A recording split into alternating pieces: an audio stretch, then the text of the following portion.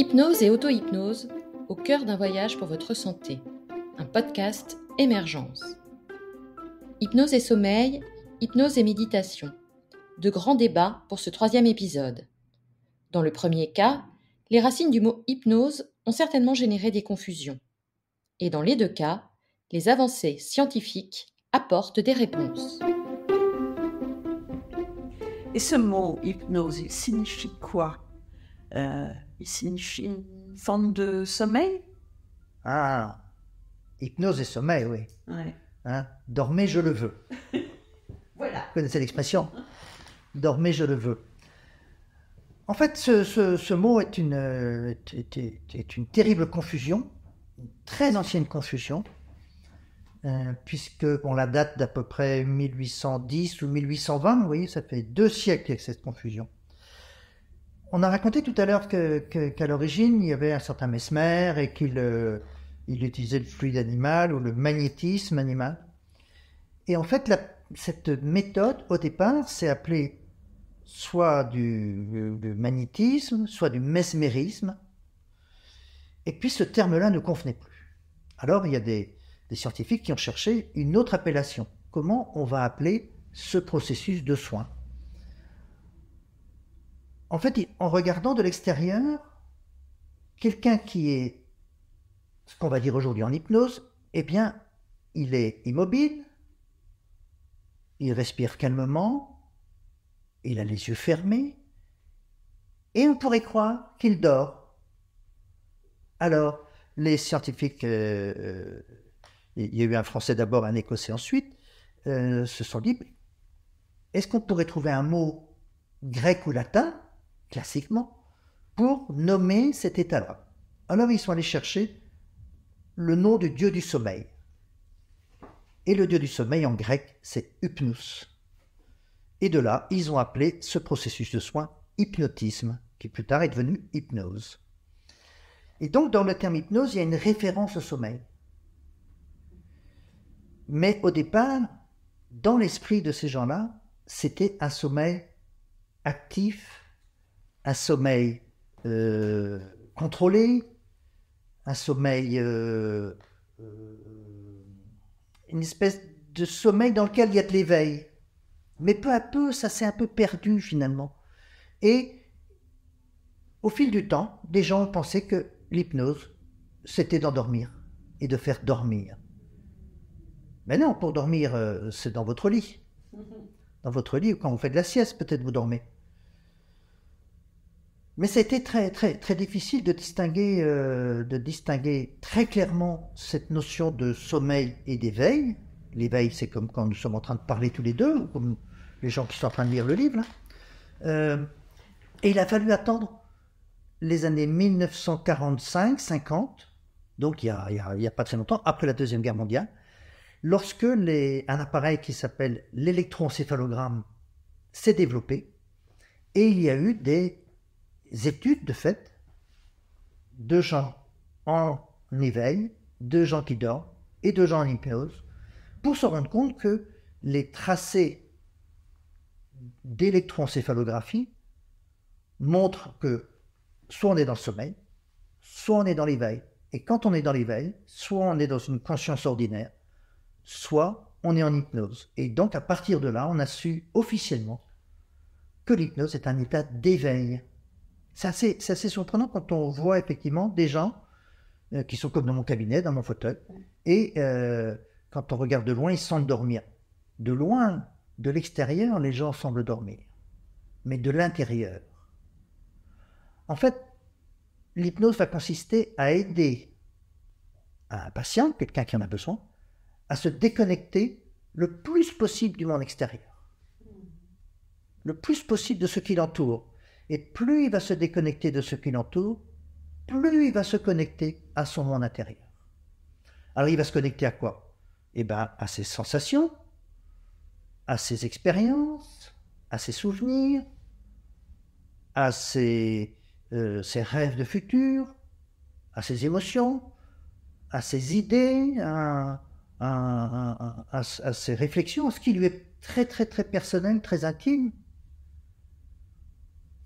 Et c'est un peu tout ça qu'on va retrouver un peu plus tard dans notre travail sur ce qu'on va appeler les ressources de la conscience. Alors on va déjà dire que induire, donc permettre à quelqu'un d'être en hypnose, c'est de se déconnecter du monde extérieur, comme on fait dans le sommeil, on se déconnecte du monde extérieur, mais se reconnecter très fort à ce monde intérieur, et ça c'est une forme très puissante d'éveil. Donc on va dire aussi que dans l'hypnose, dans le sommeil, il va y avoir une diminution du niveau de conscience global, alors que dans l'hypnose, il y a le même niveau de conscience global, mais il n'est pas réparti de la même manière. Il y a un petit peu vers le dehors, beaucoup vers l'intérieur. Et c'est ce qui va donner la force et la puissance thérapeutique de l'hypnose. Alors, s'il m'arrive dans ma vie quotidienne et dans un état d'éveil, de laisser vagabonder mon esprit, d'être dans la lune, d'être déconnecté en quelque sorte de ce que je suis en train de faire, la cuisine, le ménage par exemple, est-ce que c'est l'hypnose? Eh bien non. Ah. Eh bien non, ce n'est pas de l'hypnose. Ce n'est pas de l'hypnose. Bien, effectivement, nous connaissons tous deux grandes formes d'être éveillé, deux grandes manières d'être éveillé. Soit je suis en train de travailler avec quelqu'un, soit je suis en train de m'occuper de mon quotidien, soit je suis attentif à ce qui se passe autour de moi. C'est-à-dire que je peux être très connecté au monde extérieur. Cette forme-là de conscience, on va l'appeler la conscience ordinaire. C'est ce qui est le plus ordinairement décrit. Mais on connaît tous aussi, comme vous dites, des moments où, alors qu'on est éveillé, alors qu'on est debout dans une pièce, qu'il y a des gens, qu'il se passe des choses autour de nous, eh ben, c'est comme si on était parti ailleurs. Alors, le plus connu, c'est peut-être cet état très bizarre d'être dans la lune. Alors, vous avez quelqu'un qui est là à côté de vous, vous parlez peut-être avec lui, tout d'un coup, vous dites, bah, mais il est où là? Il s'est pas endormi instantanément. Mais il bouge plus.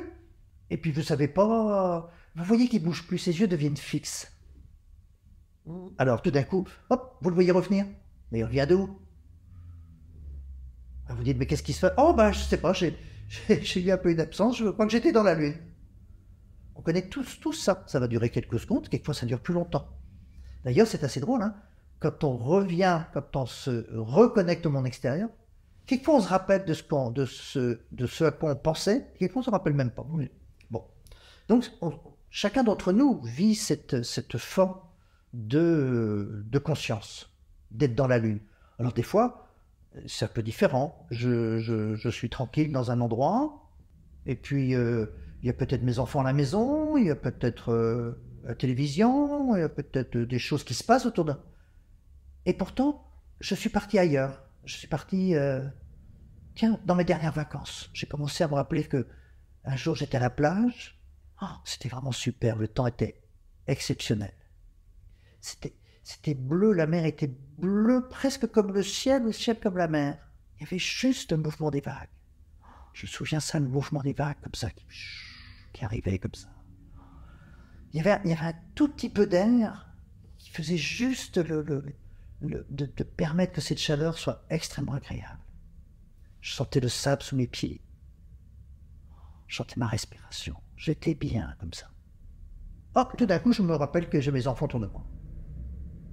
Voilà, je suis parti pendant plusieurs minutes ailleurs. Chacun d'entre nous connaît ça, partir ailleurs, dans un souvenir, dans un projet, dans des idées qui sont à l'intérieur de moi. Donc, nous faisons ça naturellement, de nous déconnecter de temps en temps du monde extérieur. Nous en parlerons un peu plus loin, mais déjà, on va se rendre compte qu'on se déconnecte d'autant plus facilement qu'on est dans un moment de tranquillité ou de sécurité. Mais si je me déconnecte du monde extérieur, pendant ce temps-là, je m'hyperconnecte en quelque sorte à mon monde intérieur. Mais ça, je fais ça quand? Ben, je fais ça... Ça se fait tout seul. Je décide pas d'être dans la lune. Ou bien je décide pas tout à coup de partir dans un souvenir sur la plage. Ça se fait. Ma pensée vagabonde est par ailleurs. Elle part vers des choses qui m'intéressent, vers des choses qui sont importantes pour moi. ma pensée peut vagabonder, et pendant plusieurs minutes, je ne suis plus connecté à mon extérieur, je suis tout entier en train de réfléchir à comment je vais mettre des étagères dans mon placard. J'imagine, il faut que je coupe à telle longueur, à telle hauteur, que je trouve les vis, que je trouve le matériau, que je fasse... Je suis en train de faire tout un projet dans ma tête. Je suis très éveillé, mais je suis très peu en contact avec mon extérieur. Alors, on ne va pas appeler ça hypnose, on va appeler ça une forme de transe. Le terme de transe est très important. C'est un terme qui existe dans toutes les cultures du monde, qui existe à toutes les époques, et qui désigne un mode de fonctionnement mental dans lequel, justement, on est hyper connecté avec ce qui se passe à l'intérieur de nous. On va appeler ça transe. Et comme ça se fait de manière naturelle, automatique, on va appeler ça une transe spontanée. Voilà. Tout d'un coup, mon mental passe dans ce fonctionnement de transe spontanée, et puis il arrête. Et je repasse en conscience ordinaire. Et je me remets en contact avec ce qui se passe autour de moi. Ça se fait tout seul. Et chacun de nous fait ça de manière très habituelle. Par exemple, je prends un livre. Je prends un livre, il m'intéresse. Donc je suis concentré sur le livre. Et puis tout à coup, je me rends compte que pendant plusieurs minutes, je ne suis plus en train de lire. Je suis parti ailleurs. Le livre m'a emmené au bord d'une rivière à faire de la pêche. Ou bien le livre m'a emmené dans un restaurant. Et puis je me suis retrouvé dans un restaurant, juste pas loin de chez moi. Ah, c'était super, on était bien, on a bien mangé, on a bien rigolé. Mais je ne suis plus en train de lire, je suis parti ailleurs. Donc on va appeler ça des transes spontanées, ça se fait comme ça. Et on dit qu'on est dedans, dans la transe, et on revient. Et on se reconnecte au monde extérieur. Alors c'est quoi la différence avec l'hypnose? Eh bien l'hypnose, on va réserver ce terme précis pour des moments où on se déconnecte, mais volontairement et intentionnellement. Donc à ce moment-là, c'est un choix. Et il y a un ensemble de méthodes et de techniques qui existent pour produire le même genre d'effet de déconnexion du monde extérieur et de connexion au monde intérieur.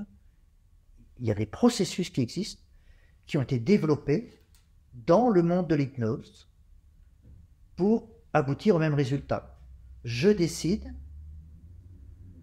d'utiliser une technique qui va me déconnecter du monde extérieur, qui va me permettre d'être beaucoup plus connecté à ce qui se passe à l'intérieur de moi. Et quand je décide que c'est fini, il y a une technique pour arrêter. Mais alors, cette technique-là, on ne l'apprend pas partout, on ne l'apprend pas à l'école.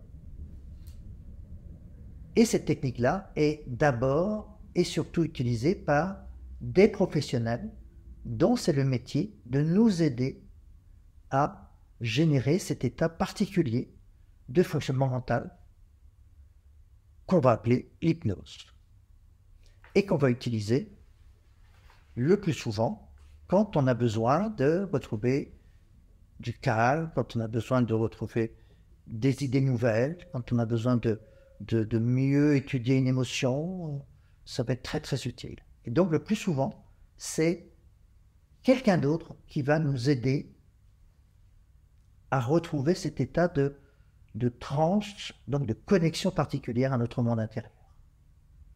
Plus tard, on verra qu'au-delà de ces techniques qui sont utilisées par des professionnels, ils vont pouvoir nous apprendre à le faire nous-mêmes et nous appellerons alors cet état auto-hypnose. Spontanément, j'aurais envie de te dire là maintenant, mais finalement, l'hypnose, on comprend bien que c'est quelque chose que l'on ne peut approcher qu'avec l'aide d'un professionnel qui va te mettre dans cet état, qui va pouvoir te faire revenir à l'état d'avant. Mais quelle est la différence avec la méditation? Vous faites bien de parler de méditation. Alors, la méditation est une méthode donc, d'activation de processus internes aussi, qui nous vient de l'Orient,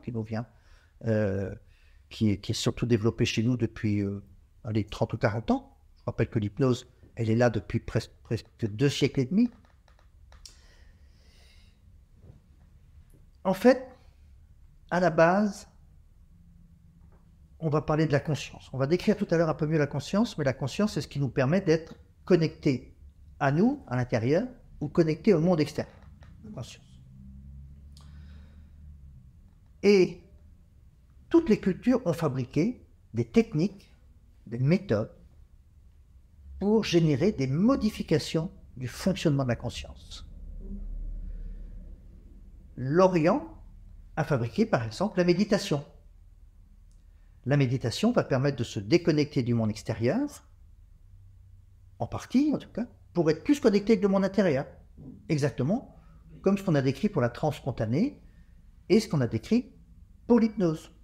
Ce qui fait que, aujourd'hui encore, dans les descriptions scientifiques, on parle d'un ensemble de méthodes qui génèrent des modifications de la conscience. C'est quoi cette méthode? Eh bien sûr l'hypnose et la méditation, puisqu'on en parle. Mais on va trouver aussi certaines formes de yoga, certaines formes de sophrologie, mais aussi certaines formes de prière.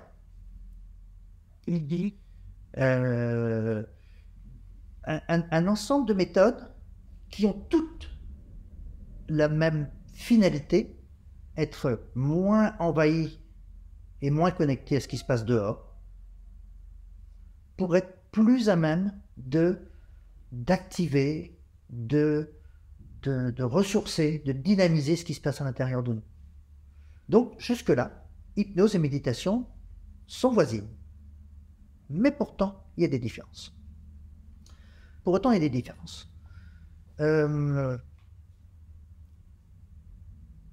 On dit par exemple que, et puis il y a des études qui l'ont montré, que certaines personnes qui font de la méditation sont capables de faire abstraction de certaines douleurs.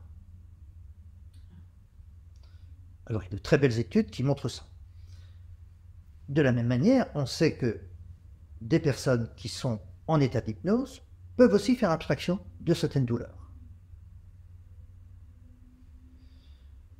La méditation, c'est quelque chose qui se fait par soi-même. L'hypnose, c'est quelque chose qui est accompagné. Vous avez besoin d'une intervention chirurgicale, madame? Demain. Votre anesthésiste sait pratiquer l'hypnose. Et ça vous intéresse de faire cette intervention avec l'hypnose plutôt qu'avec une intervention avec une anesthésie générale. Vous n'avez aucune connaissance de l'hypnose. Vous n'avez jamais pratiqué, vous ne savez pas ce que c'est, vous savez juste que vous avez lu, vous avez entendu dire, et votre anesthésiste vous dit que ça pourrait être intéressant pour vous parce que il n'y aura pas besoin de drogue, il n'y aura pas besoin d'éliminer des drogues, ça va moins altérer votre mémoire, vous allez récupérer plus vite, il y aura moins de... Enfin, il y a beaucoup d'avantages. Mais il faut que l'anesthésiste sache bien le faire et vous rassurer. Il le fait très bien. Ben, vous allez pouvoir faire votre intervention et vous n'allez pas ressentir la douleur alors que vous n'avez jamais rien appris avant. Donc, c'est utilisable tout de suite. Quand on regarde une étude qui est faite avec un méditant expérimenté pour pouvoir supporter la douleur, ce sont des gens qui ont plusieurs milliers d'heures de méditation. Mettons 5000. Combien de temps il faut pour acquérir 5000 heures d'expérience en méditation? Mettons 1 heure par jour, ça fait 365 heures en une année. 5000, c'est plus de 10 ans. Donc au bout de 10 ans de pratique de la méditation, vous saurez avoir une protection contre la douleur, peut-être du même ordre que celle que l'anesthésiste va vous permettre d'acquérir immédiatement avec l'hypnose. Donc on voit qu'il y a quelque chose qui n'est pas du même ordre. Mais ce n'est pas du même ordre parce que dans un cas, c'est la méditation, c'est un apprentissage tout seul et il faut se débrouiller tout seul en situation de crise. Et dans l'autre cas, il y a un paramètre majeur, c'est qu'il y a quelqu'un qui est là pour vous accompagner, vous protéger, vous rassurer, vous guider et qui, avec un ensemble de méthodes et de techniques codifiées, connues, clarifiées, sait exactement où il va pour vous protéger. Et cet accompagnement n'existe plus dans l'auto-hypnose. Alors, Maintenant, on va comparer méditation et auto-hypnose. Alors là, ça se rapproche un peu plus, Mais là encore, les méthodes de méditation nécessitent beaucoup d'heures pour l'apprentissage. Et les méthodes d'auto-hypnose vont être apprises de manière beaucoup plus rapide. Probablement, et là je dis probablement, parce qu'il n'y a pas vraiment d'études très comparatives et solides là-dessus, mais probablement parce que les techniques d'auto-hypnose, d'hypnose, ont d'abord été acquises auprès d'un professionnel. Il y a d'abord donc un apprentissage avec un guide, et ensuite ce sont des techniques très codifiées, avec des étapes. Il y a un protocole très précis. Et donc ce protocole, on peut l'apprendre, il est écrit et il est précis. Donc voilà une vraie différence dans le type même de processus. Mais il y a aussi une autre différence qui est dans la philosophie même, dans l'usage. La méditation, pour la plupart des gens qui s'en servent, elle va avoir une merveilleuse fonction qui est de mettre l'esprit en ordre et elle va souvent être utilisée le matin. Beaucoup de gens vont faire ça, faire leur séance de méditation le matin avant de commencer leur journée pour clarifier, mettre de l'ordre, mettre l'organisme dans les meilleures conditions possibles aussi pour la journée. Et donc ça va avoir un rôle pour bien vivre sa vie au quotidien. Oui. Mais ça va avoir aussi un vrai rôle de prévention des troubles qui peuvent arriver, par l'équilibre intérieur que ça génère, la stabilité. L'auto-hypnose ne va pas du tout être utilisée comme ça. L'auto-hypnose, comme l'hypnose, est d'abord un outil médical, donc un outil thérapeutique, un outil pour soigner. Et en fait, quand quelqu'un apprend l'auto-hypnose et se sert de l'auto-hypnose, c'est avec une finalité de trouver une solution, de traiter un problème. Autrement dit, quelqu'un qui sait faire de l'auto-hypnose ne s'en servira qu'à certains moments de sa vie, le moins possible. Alors qu'on pourrait dire en méditation, le plus possible. Donc, vous voyez qu'on a des vraies différences. Les vraies ressemblances, c'est qu'à chaque fois, on a cette modification du fonctionnement de la conscience. Ça, c'est le point commun. Mais ensuite, dans la manière d'apprentissage, dans le protocole et dans l'intention, dans l'objectif, ce sont des disciplines très différentes. Et qui, de fait, peuvent être complémentaires. Autrement dit, il est tout à fait intéressant de savoir pratiquer la méditation au quotidien pour affronter la vie au quotidien. Mais on peut avoir aussi un moment difficile, soit parce qu'on va avoir un soin, soit parce qu'on a eu une émotion, soit parce qu'on a eu une perturbation, soit parce qu'on a quelque chose de difficile à préparer. Et à ce moment-là, l'auto-hypnose retrouve toute sa force et toute sa valeur. Cet état de pensée vagabonde, être dans la lune, être ailleurs, tel que tu le décris, est-ce que ça peut avoir avec l'ennui? Est-ce que ça peut vraiment, c'est une transe, comme tu le disais, spontanée, mais cette transe spontanée, est-ce qu'elle n'est pas liée à l'ennui? C'est-à-dire que elle n'est pas si spontanée, enfin, elle est spontanée, mais parce que tu t'échappes Oui. de quelque chose. Tu as parfaitement raison. L'ennui est source de transe. Quand il n'y a pas l'ennui, c'est que je ne me connecte pas à grand-chose autour de moi. Non, mais même, tu peux être avec des gens, tu peux entendre une conversation. On peut s'ennuyer. Donc, quand on s'ennuie, on peut très vite partir en transe. Voilà. En transe, donc spontané. Ça me semble déjà. Il y a un vrai lien. Un lien. Mais des fois, je ne m'ennuie pas. Oui. Je suis bien avec les gens. Oui. Mais tout d'un coup, je suis dans un repas. Je suis avec 3 amis. Allez, c'est sympa, on discute. Et puis, à un moment, le sujet vient sur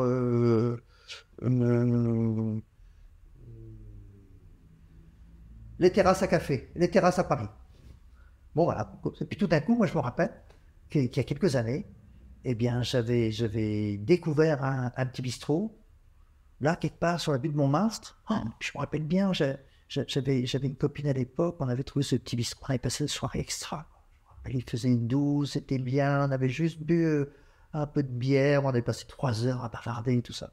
Pendant 1 minute, Tu es là-bas. je suis là-bas. Mais si c'est lié à la conversation, tu vas amener ce souvenir dans la conversation. Ah, pas forcément. Pas forcément. Peut-être je vais le ramener dans la conversation. Mais peut-être j'ai envie de le garder pour moi. Ouais. Mais à un moment, je me suis déconnecté. Ouais. Alors, comment je me reconnecte? Parce que peut-être que j'ai suffisamment exploré ce souvenir. Peut-être que c'est un de mes amis qui dit « Oh, où es-tu là ?» Ouais. Ah oui, je pensais à un truc en passant. Ou bien je vais me reconnecter parce que même si je suis en partie déconnecté du monde extérieur, j'ai toujours dit en partie, je ne suis pas complètement déconnecté. C'est-à-dire qu'il y a une partie de moi qui continue à écouter la conversation. Et si dans cette conversation qui continue, tac, tout d'un coup, il y a un thème, il y a une idée, il y a quelque chose qui me réactive, tac, je reviens dans la conversation. Mais à un moment, je suis parti. Mais est-ce qu'on a constaté que avec la multiplication des sollicitations extérieures, de la connexion permanente, par exemple chez les jeunes, avec la musique, les écouteurs dans les oreilles en permanence, avec ce rythme de vie qui s'accélère sans cesse, avec ce temps qui nous échappe. On le dit d'ailleurs, moins de temps pour s'ennuyer, par exemple. Oui. Est-ce qu'il y a encore de la place pour ces trans spontanés? Est-ce qu'on a constaté que ces trans spontanés étaient moins disponible? Oui. Alors, Moins fréquente. voilà une question magnifique. Ce qui veut dire que, en général, je n'y ai jamais réfléchi avant. Hein. Mais c'est une vraie belle question. Cette fonction de transspontané est absolument vitale. Vitale. D'ailleurs, il y a des auteurs aujourd'hui, qui ne sont pas forcément du monde de l'hypnose d'ailleurs, qui commencent à dire que ce mode de transspontané devrait être appelé le mode de conscience par défaut. C'est celui-là qui devrait être considéré comme le mode le plus ordinaire de la conscience. Et nous, on fait l'inverse. Mais bon, passons cette idée-là. Mais c'est déjà une idée importante. Donc, c'est vraiment important de pouvoir se connecter à notre monde intérieur. Pour rêver, imaginer, penser, peut-être analyser une situation, voilà, pour prendre de la distance. Et de fait, comme tu le dis, notre monde, quelquefois, est tellement un brouhaha, tellement du mouvement, tellement de l'action, tellement de la décision, tellement de la présence à l'extérieur, et bien, il n'y a plus beaucoup de temps pour ces phases de rêve. Et c'est hyper dangereux. Je parle de dangereux. Parce que si cette fonction-là n'est plus là, c'est un peu la même chose. Alors, c'est un autre mode de fonctionnement de la conscience. Mais on sait bien que les gens qui manquent de sommeil, par exemple, sont très vite en danger. Eh bien, les gens qui ne peuvent plus avoir ces phases de transe spontanée pour différentes raisons, eh bien, sont aussi en danger. Donc, cette fonction-là, elle est à respecter. Mais tu parlais des jeunes qui se mettent un casque sur les oreilles. Mais qu'est-ce qu'ils font? Ils font en sorte de se déconnecter du monde extérieur. Ah oui, c'est vrai. Ils se mettent, je ne sais pas où, ils s'assoient sur une place, sur un banc, ils mettent de la musique. Oui, même quand ils courent, même quand ils marchent. Et ça crée un écran par rapport au monde extérieur. Eh bien, ce qu'ils sont en train de faire, c'est de favoriser cette fonction de transe spontanée très précieuse. Oui, mais est-ce que c'est vraiment encore une transe spontanée? Puisqu'ils ont mis volontairement un casque. Oui, et parce que ce qu'ils entendent, qu'ils écoutent, Voilà, ça devient une sorte de bruit de fond. Oui, ah oui. Ça devient une sorte d'écran. Oui. Alors, la musique, il y a deux manières d'écouter la musique. Il y a une manière où j'écoute le sens propre, les paroles, les instruments, l'organisation de la musique. Je suis je suis observateur de la musique. Mais il y a une autre manière d'écouter la musique, où je m'imbibe de la musique. Je suis dedans. Oui. Et oui, dedans. Ça crée juste un univers. Oui. Un univers dans lequel je peux penser à autre chose. Oui. D'accord. Là, je comprends. Oui, mais c'est non. Et bien sûr, quelqu'un qui court, quelqu'un qui fait un jogging, mettons qu'il mette de la musique, il va faire de la transe aussi. Il va se mettre en transe spontanée. Il va courir, mais il ne va pas être en train de penser à ses pieds qui courent, il ne va pas être en train de penser à sa respiration. Il va regarder autour de lui. Et souvent, les gens qui sont des très bons joggeurs, ils pensent à toute autre chose pendant qu'ils courent. Ils pensent à quoi? Ils ne sont pas en train de penser à la manière dont le... Ah si, peut-être. Bon, ils pensent à quoi? Ils pensent à quoi? Ils vont penser à ce qu'ils ont à faire dans la journée, ce qu'ils ont fait hier, ce qu'ils aiment bien, où est-ce qu'ils aimeraient aller en vacances, le morceau de musique qu'ils auront envie de jouer ce soir. Peut-être ils sont déjà en train de faire le menu, de préparer un petit plat pendant qu'ils courent. Ce sont des formes de transe spontanée. Oui. Et les casques et les musiques aident à ça. Ça crée une sorte d'écran. Ça favorise la fabrication de ce que j'aime bien appeler la bulle hypnotique. Et quand on est en transe, que ce soit naturellement, comme on vient de le dire, ou que ce soit dans le cadre de l'hypnose, il y a une création d'une sorte de bulle. Évidemment, une bulle virtuelle, oui, mais qui crée comme s'il y avait une espèce de frontière entre ce qui se passe en moi et ce qui se passe autour de moi. Et c'est drôle. Se dédoubler C'est pas il y a toujours une dimension de dédoublement dans l'hypnose. Ouais. Puisqu'il y a toujours une partie de moi qui est quand même en dehors de la bulle. Oui. Et c'est drôle d'ailleurs, quand on regarde un professionnel et un patient qui sont en train de faire une expérience d'hypnose. Eh bien, ils sont tous les deux hyper connectés l'un à l'autre. Mais on voit très vite que le monde qui les environne, c'est comme s'ils faisaient abstraction largement de ce qui les entoure. Comme s'il y avait une bulle autour de tous les deux. Et cette bulle, c'est une métaphore, c'est une image, on parlera de métaphore. C'est comme s'il y avait une enveloppe qui se met là, et qui est donc une enveloppe de protection, très favorable pour aller bien. D'ailleurs, quand on parle de ce qui est très favorable pour aller bien, me donner l'occasion d'en parler là, ça c'est quelque chose de très important aussi. Vous savez que beaucoup de gens aujourd'hui savent que la nuit, pendant 6 heures de sommeil, l'état de notre mode de fonctionnement mental ou de notre conscience n'est pas le même. Il y a des cycles. Alors, on va parler par exemple de sommeil profond, ou on va parler de sommeil paradoxal. Voilà. Et donc, il y a une variabilité de notre état de conscience pendant la nuit. Et ces cycles-là, aujourd'hui beaucoup de gens peuvent le savoir, durent 1h30 à 2 heures. En gros, quand tu as dormi 6 heures, tu as fait 3 cycles ou 4 cycles. Si tu as dormi 7h30, tu en as pu en faire 4 ou 5. Et chacun de ces cycles a sa propre cohérence. Il démarre, il s'amplifie, il diminue, puis l'autre démarre. Ce qui est moins connu, c'est qu'il y a le même genre de cycle dans la journée. C'est-à-dire, depuis le moment où tu te réveilles jusqu'au moment où tu vas t'endormir, de nouveau, eh bien, ta conscience aussi, ton système interne, a vécu des cycles d'1h30 à 2 heures. Et chacun des cycles a ce qu'on appelle une phase, on dit une phase haute, c'est-à-dire une phase où c'est plus facile de se connecter au monde extérieur. Et dans chacun des cycles, il y a ce qu'on appelle une phase basse, où il est beaucoup plus facile de se connecter au monde intérieur.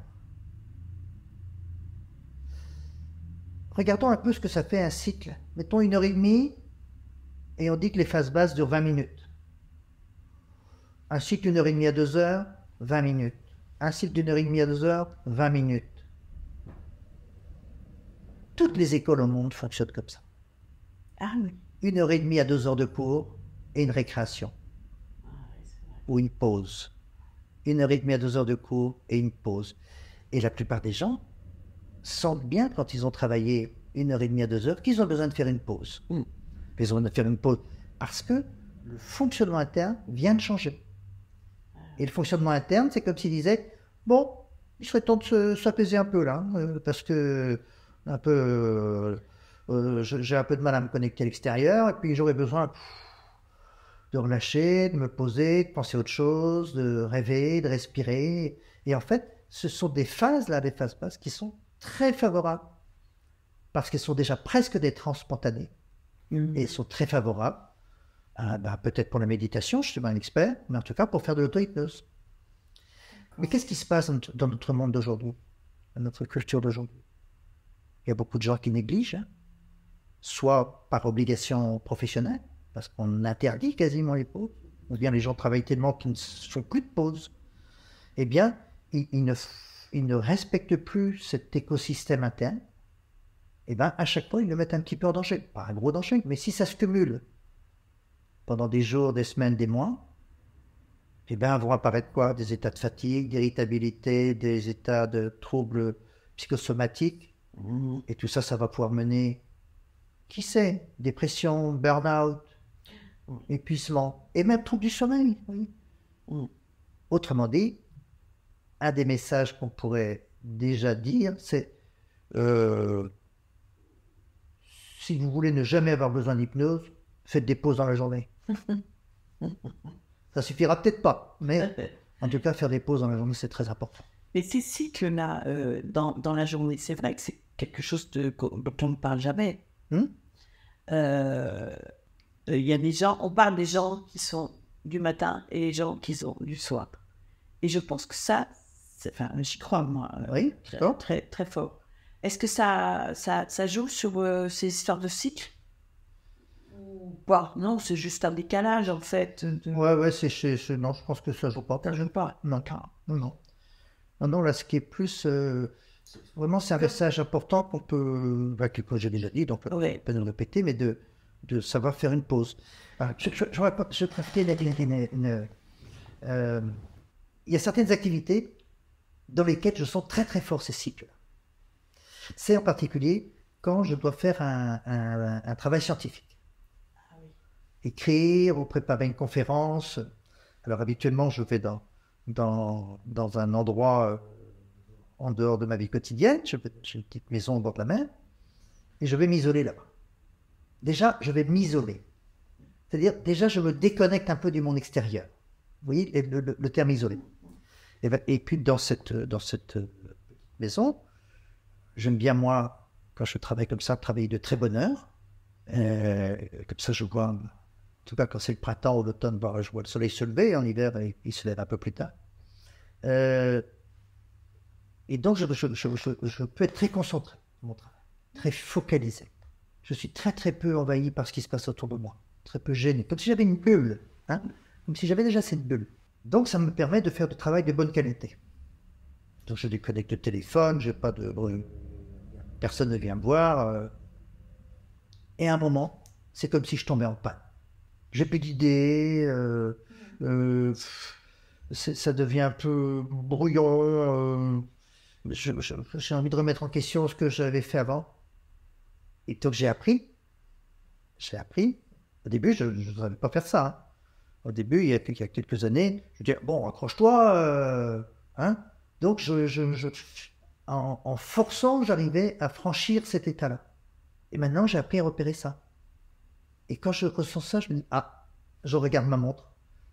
C'est toujours 1h30 à 1h40 après le début de mon travail. Et là, je sais, je fais une pause de 20 minutes. Mais il y a 15 ans, quand j'ai commencé à faire ça, j'avais horreur de faire des pauses de 20 minutes. J'avais l'impression de perdre mon temps. Donc, je m'accrochais. Et il a fallu plusieurs années pour que je découvre pourquoi je n'aimais pas écrire. Et parce que je m'accrochais. Et donc, si je ne respectais pas ces 20 minutes de pause, l'heure et demie suivante qui aurait dû être productive était moins productive. Et donc, j'essayais de travailler plus longtemps pour avoir des moins bons résultats. Alors que maintenant, quand j'essaie de faire la pause, je fais la pause. Donc, je m'occupe de rien. Et puis, quand je m'y remets, 20 minutes après, donc c'est facile de m'y remettre. Et ça, c'est la connaissance des fonctionnements de la conscience. Et plus on connaît de choses sur le fonctionnement de la conscience, et mieux on peut utiliser notre conscience. Le podcast Hypnose et Santé est une création Émergence. Pour toute question, nous serons heureux de vous accueillir sur hypnoseaupluriel.com.